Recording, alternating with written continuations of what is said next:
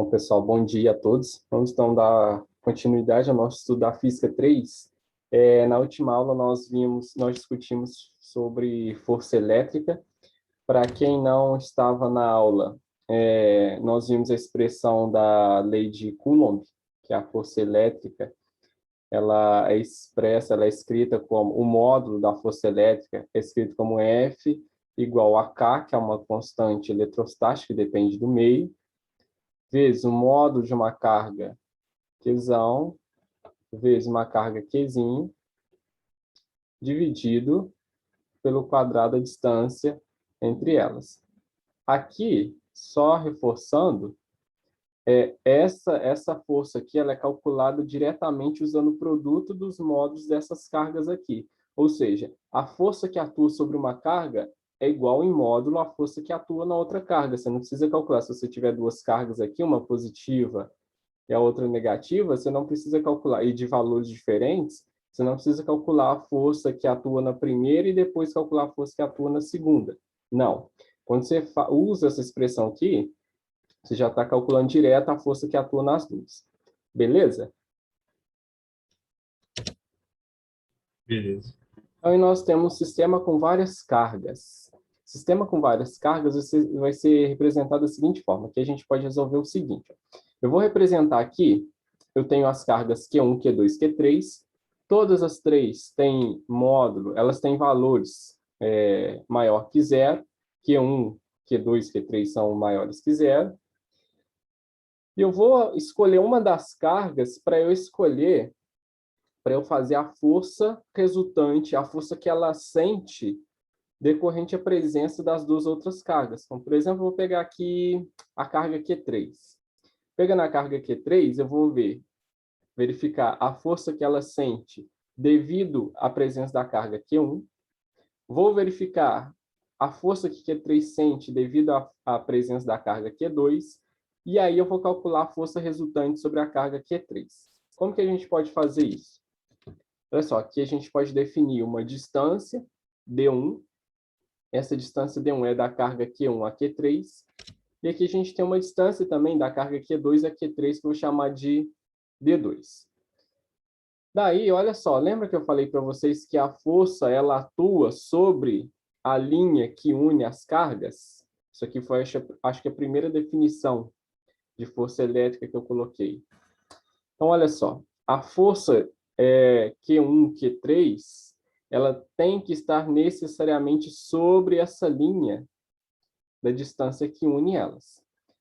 Mas como eu vejo o sentido dessa força? A direção eu já achei. Sobre essa linha aqui. Como eu acho o sentido da força? Eu vou olhar para o sinal das cargas. A Q1 é maior que zero. A Q3 também é maior que zero. O que acontece quando a gente tem duas cargas de mesmo sinal e aproxima esses caras? O que vai acontecer com esses caras aqui? Repulsão. Repulsão. Então, vai surgir uma força em Q3 de forma a afastar Q3 de Q2. Então, olha só, se eu fazer a representação da força em Q1, a força em Q1 é uma força repulsiva. Uma força para cá, ó. Como eu tenho que representar a força sobre a linha que une as cargas, está aqui, ó, se eu continuar pontilhado, está aqui, e a força aponta no sentido contrário, a força é uma força repulsiva. Como eu estou calculando, eu quero analisar a força em Q3, eu vou representar essa força em Q3. Então, a força F1 está nessa direção e nesse sentido. Tudo bem? Tudo bem. Mas, assim, não teria nenhum problema se colocasse no sentido oposto, porque um também não, né? Não entendi. Como assim? Colocar sentido oposto? Como você quer colocar essa força É F1 igual para a, cá? é igual a linha vermelha, ao sentido oposto de Q1. Então, se não teria problema se fizesse desse jeito. Você quer colocar nessa posição aqui, ó? Não, não, do jeito que já está ali, no sentido oposto a Q1, na esquerda, do jeito que já está desenhado. Se Aqui. representasse isso, se representasse a força F1 desse jeito. ao invés do lado ali na direita de Q3 também estaria certo? Sim, mas olha só, você vai representar a força sobre a carga que você quer analisar. Entendi. Entendeu como é que eu quero analisar necessariamente a Q3? Eu vou representar a força sobre Q3. Se eu estivesse analisando a carga Q1, aí sim você poderia fazer essa força aqui. Entendeu? Entendi. Então, Entendi. você sempre vai fazer a representação sobre o ponto ou a carga que ele te exigir. Entendi. Entendeu? Hum. Q3 vai sentir uma força devido à presença de Q2. Como nós temos aqui que Q1 e Q2 são cargas de mesmo sinal, essa força também é uma força de característica repulsiva. A força de Q1, a força F1, desculpa, F2 e F3, ela vai estar sobre a linha que une esses caras. Essa linha aqui, ó. Só que como é uma força repulsiva, se eu represento aqui em Q2, é uma força repulsiva para cá, ó. Ela aponta para cá.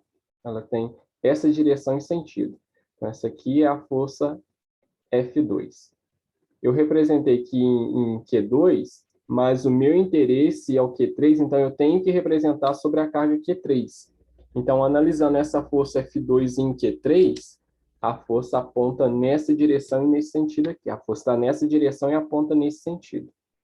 Tudo bem? Tudo bem. Dúvidas, pessoal? Por enquanto, Não não. entendi, Rodrigo. Você pode explicar de novo? Sim, claro. Como eu estou analisando a carga Q3, eu vou analisar como a gente calcula a força elétrica usando o produto de duas cargas, eu vou analisar duas a duas. Como meu interesse é Q3 já é uma carga, então vou escolher uma outra carga. Peguei aqui Q1, estou analisando duas a duas. Quando eu olho Q1 e Q3, as cargas têm o mesmo sinal, certo? Como elas têm o mesmo sinal, elas vão se repelir. A força vai ser de repulsão. Então, quando eu represento a força de Q1 sobre Q3, a força é repulsiva, então tá para cá. Agora, quando eu olho Q2 e Q3, aquele primeiro ponto que nós vimos lá na introdução da força elétrica, ele fala que a força elétrica está na direção da distância que une as cargas. Olha só, a minha direção é representada por essa linha tracejada aqui, ó. Representado por essa linha tracejada. Então, a minha força necessariamente vai estar, de Q1 com Q3, necessariamente vai estar sobre essa linha aqui, ó. Então, aí você pode estender ela para cá, ó, a linha vem para cá, fazendo tracejada, ela vem para cá e ela se estende para cá também. Então, essa aqui é a linha que une, a reta que une as duas cargas. O que a gente vai observar agora? Tendo feito essa análise da distância entre elas, da reta que une elas, a gente vai olhar os sinais das cargas. Como as duas cargas elas têm sinais iguais, a Q2 é positiva e a Q3 também é positiva, a força vai ser uma força repulsiva. Porque cargas de mesmo sinal se repelem. Se eu tivesse uma Q2 negativa e uma Q3 positiva, a força elétrica ela vai estar na direção da reta que une elas, só que ela seria uma força nesse sentido aqui, ó. É uma força atrativa. Mas como as duas têm o mesmo sinal, ao invés da força F2 ter esse sentido aqui, ela vai ter sentido contrário, que é apontando nesse sentido aqui. Entendeu, Maria? Entendi. Entendeu? Então, vocês vão sempre fazer isso. Se eu tiver 30 mil cargas, você vai analisar duas a duas, você vai observar a reta pontilhada que une elas, e aí você vai fazer a força sobre essa reta. Primeira coisa, você define isso. A reta que une elas são aqui, então a gente vai colocar a força em cima dessa reta tracejada. Depois você vai definir se essa força é uma força atrativa ou repulsiva olhando os sinais das cargas. Tudo bem? Tudo bem. E aí, agora, como eu disse, força é uma grandeza vetorial. Olha só, gente, aqui eu gerei um vetor F1, e aqui nós temos um vetor F2. Eu quero descobrir a força que a carga Q3 sente devido à presença das cargas Q1 e Q2, na interação de Q1 com Q3 e Q2 com Q3. Como que a gente pode calcular essa força resultante? Aqui a gente pode usar os conceitos que nós vimos lá nas primeiras aulas, foi a aula de os conceitos de vetores, conceito análise vetorial. Como que a gente calcula a força resultante aqui? Bom, a gente pode fazer aqui um tracejado, né? Eu posso fazer aqui esse F2 tracejado aqui, na extremidade de F1, e eu faço a mesma coisa com F1. Ó. Eu peguei esse F1 e fiz ele tracejado aqui em cima. Agora, o vetor resultante é aquele vetor que sai, ele parte da origem e vai ao encontro desses tracejados. Então, minha força resultante, ela está nessa direção e aponta nesse sentido. Ah, Rodrigo, mas eu fiz um exercício. No meu exercício, quando eu fui calcular essa força, eu tinha lá a minha F1 aqui, a minha F2 aqui. Ah, minha força resultante deu uma força para cá, ó. Eita! Isso aqui pode, gente? Fazer isso aqui pode? Não, Não pode, por quê? porque não está tendo o mesmo sentido das cargas. A força resultante ela vai estar entre, se você tem dois vetores específicos, aqui é um caso particular, né, que você tem dois vetores, a força resultante ela tem que estar entre esses dois vetores. Então, ela estaria possivelmente aqui, ó. Tem exercícios que ele coloca, sei lá, duas cargas, três cargas sobre o vértice de um triângulo, e aí ele coloca os sinais da carga e te pergunta, ó, para onde que está apontando a força resultante? Só isso. Você não tem que saber intensidade, não tem que saber nada. Só tem que determinar a direção e sentido da força. Tudo bem? Tudo bem. E aí, olha só. A gente viu que a força elétrica é calculada como sendo K módulo de Qzão, módulo de Qzim por D quadrado. Como que a gente calcula que a força resultante, nesse caso? Como que a gente pode calcular a força resultante aqui? Ah, primeiro eu calculo o F1, que é usando essa expressão da força elétrica. Aqui no Qzão, eu posso substituir por Q1, e aqui no Qzim, Q2. D quadrado é a distância D1 entre elas, e eu vou achar a força F1, força elétrica 1. Eu guardo essa informação. Para eu calcular o F2, eu vou usar, no lugar de Qzão, tanto faz, tá, gente? Isso aqui, como é um produto, ele é comutativo. Vou usar no lugar de Qzão. Aqui, desculpa, primeiro a gente usa Q1 e Q3, né? Estou analisando sobre Q3. Não é Q1 e Q2. Q1 e Q3. Para fazer o cálculo de Q2 com Q3, a gente vai substituir aqui nas cargas Q2 e Q3. A distância é essa D2 aqui, vai ser D2 ao quadrado. Vou guardar essa informação. Então, achei aí o F1 e o F2, os módulos de F1 e o módulo de F2. Como que eu acho agora a força resultante? Esse cara aqui. Bom, aí eu olho a figura que eu gerei.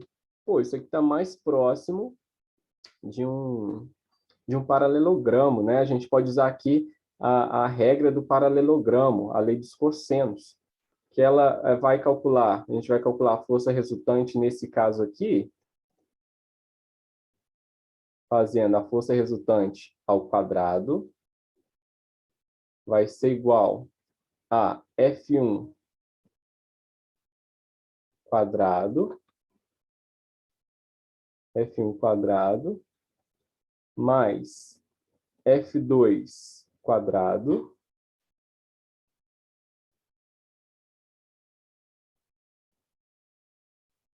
mais 2 vezes F1, F2, vezes o cosseno do ângulo θ. A gente vai usar essa expressão aqui para calcular essa força resultante. Nós vimos lá nas primeiras aulas. Ah, Rodrigo, mas eu posso usar essa expressão se for um triângulo pitagórico, se essas forças forem perpendiculares? Sim, porque aí você viu lá os casos, que quando as forças, esse θ aqui é o ângulo entre as forças, então esse ângulozinho aqui, ó, θ. Você pode usar essa expressão aqui para um triângulo pitagórico? Sim, porque aí nós vimos lá nos casos especiais que quando o ângulo entre as forças é de 90 graus, o cosseno de 90 vai ser zero, essa parte aqui soma, e você vai usar o teorema de Pitágoras. Tudo bem? Tudo bem. Beleza. Um outro caso aqui, que ele é bem comum aí para vocês, de se encontrar desse tipo, é quando você tem, deixa eu fazer aqui, mudar a cor da minha canetinha, quando você tem uma figura de lados iguais, por exemplo, um quadrado, e aí sobre esse quadrado você coloca, sei lá, sobre 3 vértices desse quadrado, aqui você coloca uma carga Q1, aqui uma carga Q2, e aqui uma carga Q3. Ah, eu quero calcular a força resultante em Q3. A ideia aqui é a mesma que a gente fez no quadro passado, no último quadro. O que a gente faz aqui, ó? Deixa eu só apagar esse cara aqui, que ele não... O que a gente faz aqui? A gente acha a força... Esse quadrado aqui, ele tem lado L, né? Vamos considerar que ele tem lado A, tem um lado específico A. E aí, olha só, eu posso calcular a força sobre Q3. Como que a gente calcula a força Q3, considerando que as 3 cargas são maiores que zero? A mesma coisa, olha só, vou calcular a força de interação entre Q1 e Q3, a linha, a reta que une elas, está nessa direção. Então, possivelmente, sendo as duas maiores que zero, uma força F1 está apontando para cá. E com relação a Q2 e Q3, como as 3 são maiores que zero, a minha força é uma força repulsiva. A linha que une elas, a reta que une elas é o lado desse quadrado aqui. Então, a força vai estar nessa direção. Eu tenho uma F2 aqui. Nesse caso, aonde está a força resultante? A força resultante é uma força nessa direção aqui, ó. Uma força nessa direção aqui, ó. Entre as forças. Essa é a força resultante, o módulo, né? Tudo bem? Mesmo se Q2 fosse negativo, a gente ia considerar como se fosse positivo, né? Para Não. poder fazer o resultante, não? Não. Para você fazer a representação vetorial aqui, se o teu Q2 for negativo, aí a tua força já muda, ela está para cá, ó. Você só vai usar o sinal positivo lá na expressão. Porque da expressão você tem um módulo. Mas aí se Q2 for negativo, a tua força F2, ao invés de apontar para baixo, ela vai estar apontando para cima. Aí vai sair daquela origem, vai formar mesma figura. Aí exatamente, você pode fazer você pode... Aí agora, olha só, a minha F2 está aqui para cima, a minha F2 está aqui, a F1 está para cá, né? Isso aqui é F1. Agora a força resultante vai ser uma coisa desse tipo aqui, ó, tá para cá. Beleza? E aí, esse lance aí que você falou, essa ideia que você falou de considerar positivo, é só lá na expressão de Coulomb que você usa módulo. Como lá aparece módulo, que a gente viu, que é módulo de Q1 e Q2, onde você colocar o Q2, como o Q2 é menor que zero, você vai colocar ele positivo. Você não vai considerar o sinal negativo, não. Beleza? Entendi. Mas aí você vai considerar o sinal negativo para fazer representação vetorial. Esse Q2 tiver mesmo sinal de Q3, eu vou usar essa força aqui, ó. E aí, o resultante está aqui. Se Q2 e Q3 têm sinais contrários, a força F2 está aqui para cima, e a resultante é essa. Entendi. E aí vocês tomam cuidado, porque olha só, ele deu os lados do quadrado, né, que é lado A, só que aí eu tenho que usar a distância entre as cargas. Então, aqui eu tenho que usar a distância entre a carga Q1 e Q3. Percebam que ele não me forneceu a distância entre a carga Q1 e Q3. Mas observando a geometria do problema, eu sei que a distância aqui entre Q1 e Q3, como Q1 e Q3 estão sobre o vértice de um quadrado, eu sei que a diagonal do quadrado representa a distância entre esses caras. Então, para calcular essa distância aqui, para usar na expressão de Coulomb, você tem que primeiro calcular essa distância aqui. Você pode usar você pode calcular usando o teorema de Pitágoras. Você tem aqui o lado A, e aí você acha essa diagonal aqui, que é a distância entre Q1 e Q3. Tudo bem? Rodrigo, Sim, aí eu posso usar a fórmula da diagonal? sim, claro. A gente pode usar aqui, ó, se eu tirar essa figura aqui de cima, fazer ela aqui, ó, essa figura vai ser representada dessa forma aqui, ó. Vou fazer ela para lá. Ó, essa figura é basicamente isso aqui, ó. Lado A, e aqui a diagonal, ó, a distância. Aqui nós temos um triângulo pitagórico, né, um triângulo retângulo, onde a gente pode calcular essa hipotenusa aqui usando o teorema de Pitágoras. O quadrado da hipotenusa é igual à soma dos quadrados dos catetos. Então, vai ser o cateto oposto é A ao quadrado, mais o cateto adjacente, que vai ser A ao quadrado também, já que é um quadrado em lados iguais. Bom, aí você consegue achar essa distância aqui, fazendo essa soma, a distância vai dar vai ser A raiz de 2, né? Essa distância aí. Aí, quando você for usar lá a distância, a força da lei de Coulomb, na distância vai colocar... mas olha só, lá aparece distância ao quadrado. Então, é só você colocar 2 vezes A quadrado, basicamente. Tudo bem? Tudo bem. Isso aqui, pessoal, eu estou fazendo esse caso aqui particular, mas eu posso ter um sistema com, como eu disse, com 30 cargas. Você vai fazer sempre 2A2, duas cargas, análise de 2A2, e aí você calcula a força resultante. Dúvidas? Não. Creio que na hora dos exercícios vai surgir, né? Mas agora não foi. Beleza. Outro assunto aqui que eu gostaria de chamar a atenção é a questão do pêndulo, tá? Quando a gente tem uma esfera metálica sobre um fio, suspensa por um fio, e aí você aproxima um bastão, ela gera um ângulo. Você tem aqui, supondo essa situação aqui, ó, tem uma esfera suspensa por um fio que gera um ângulo com relação à vertical. Quando você for fazer os cálculos, você tem que considerar esse ângulo aqui, ó, esse ângulo de inclinação. Como você considera esse ângulo de inclinação? Você tem um fio, então você tem tensão aqui, ou vetor tração, e aí você pode decompor essa tração em duas componentes.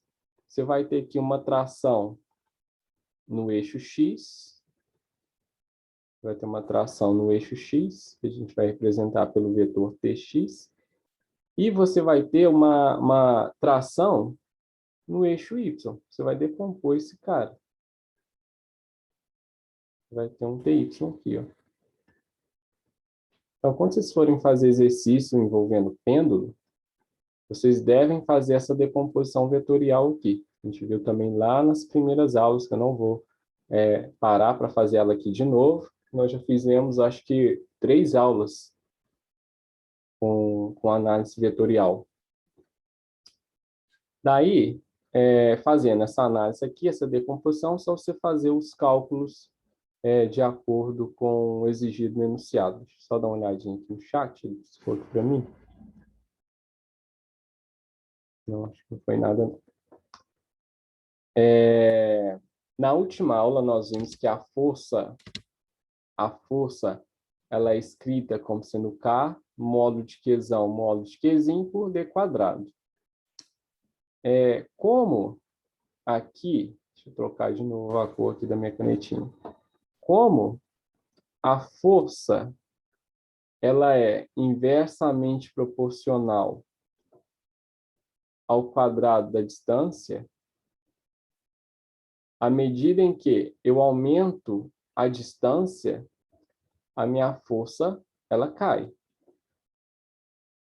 Isso porque uma grandeza é inversamente proporcional ao quadrado da outra.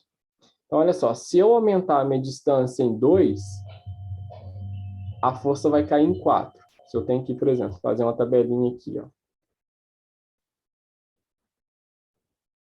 Uma tabelinha dessa forma aqui. Se eu tenho aqui uma distância D, uma força F.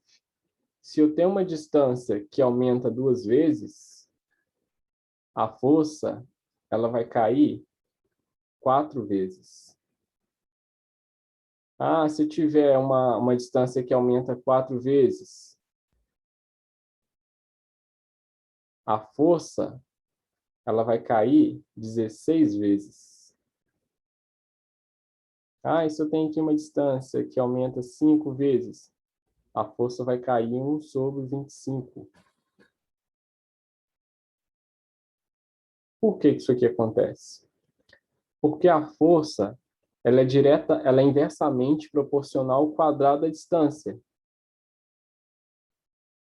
Ou seja, se a distância dobra, a força cai 4 vezes. Se a distância quadruplica, se eu quadruplicar a distância, a força vai reduzir 16 vezes.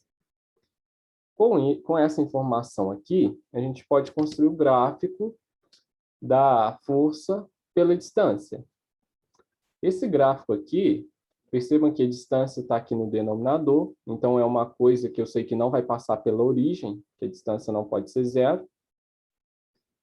E esse gráfico aqui, ele representa uma hipérbole cúbica. A gente tem uma hipérbole aí, sendo uma curva desse tipo aqui, ó. Ela ocupa o primeiro quadrante, o segundo quadrante e o terceiro quadrante. Essa hipérbole aqui representada pela força é uma hipérbole no primeiro quadrante, então a gente chama de hipérbole cúbica, e ela não passa pela origem, porque aqui a distância a gente não vai considerar ela sendo 0. Por quê?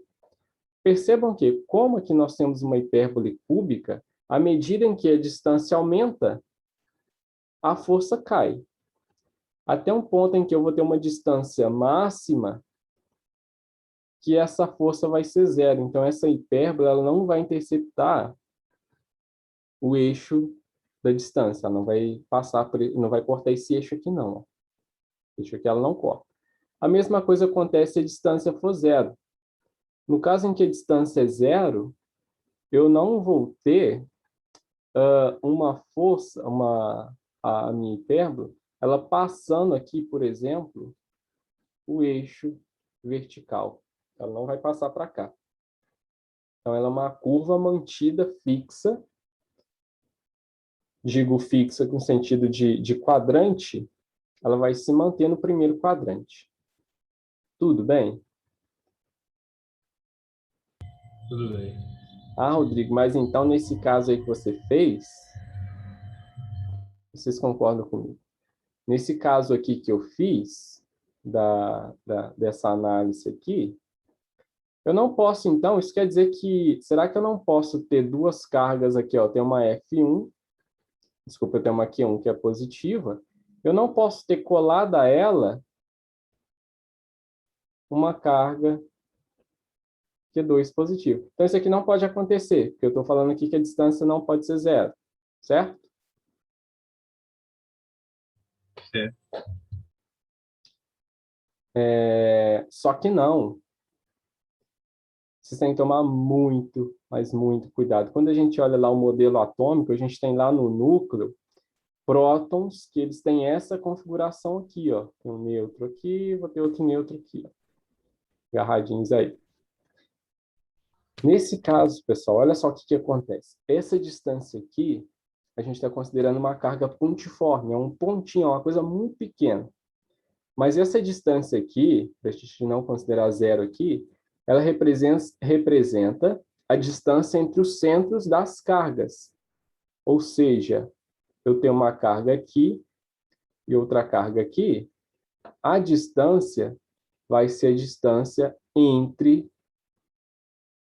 os seus centros. Então, essa que é a distância que eu represento na lei de Coulomb. Por quê? Quando eu aproximo esses caras, eu ainda vou ter uma certa distância aqui, ó. A distância entre os centros dela. Ah, essa distância é zero? Não. Ah, então elas não podem estar coladas? Sim, porque a distância não é a distância entre a superfície de uma com a superfície da outra. A distância é entre os centros. Tudo bem? Tudo bem. Por quê? Então, já que eu tenho duas cargas positivas aqui coladinhas lá no núcleo, dois prótons, por que que a gente tem aqui a força elétrica, ela vai ser da característica repulsiva? Por que que um próton não repele o outro no núcleo?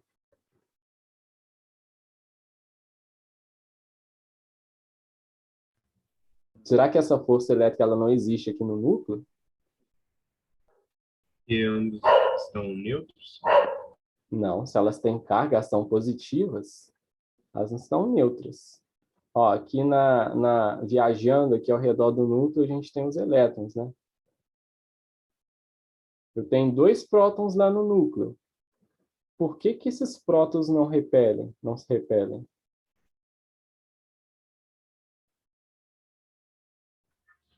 Por causa desses elétrons na eletrosfera? Não.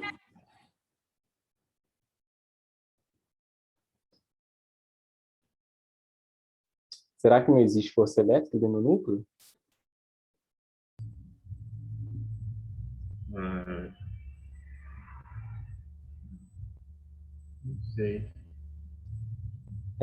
Aqui existe sim a força elétrica, e como nós temos aqui na minha representação dois prótons, a força elétrica ela vai ser da característica repulsiva, então esse próton está repelindo esse próton aqui. Mas a gente tem a presença de outra força aqui, que é a força nuclear. Essa força nuclear ela é muito mais forte do que a força elétrica. Então, olha só, suponhamos que a força nuclear é uma força atrativa. Suponhamos que eu tenho uma força repulsiva aqui. Vou fazer a representação nessa carga aqui. Ó. Eu tenho uma força repulsiva aqui, F1, que é a força elétrica. E eu vou ter sobre essa carga a força nuclear apontando para cá, ó, que é maior que a força elétrica. Quando eu faço a resultante dessas duas forças, para onde que vai estar apontando o vetor resultante? Sendo F2 maior que F1.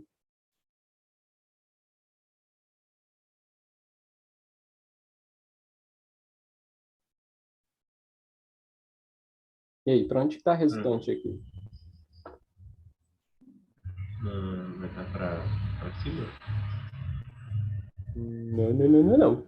Ó, se eu tenho aqui um vetor apontando nesse sentido aqui, estão nessa direção. Ah, Um F1 aqui. E eu tenho um F2 para cá, ó, na mesma direção, porém sentido oposto, o vetor resultante necessariamente vai estar nessa direção de F1 e F2.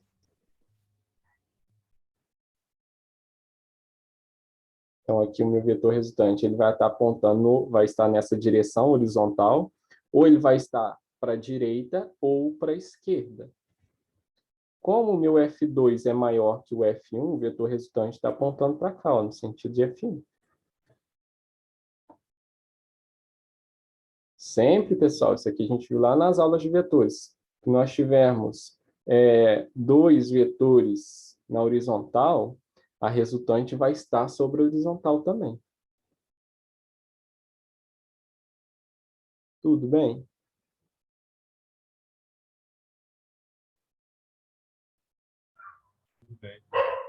Então, aqui a gente vai ter um vetor, uma força resultante apontando para a carga Q1, e essa força é uma força nuclear, e ela vai ser maior que a força elétrica, então o vetor resultante, a força resultante vai ser uma força que vai unir esses caras. Só que aqui a gente tem uma coisa, ó.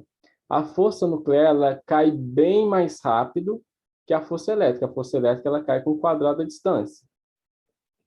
A força nuclear ela cai bem mais rápido que a força elétrica. O que quer dizer bem mais rápido?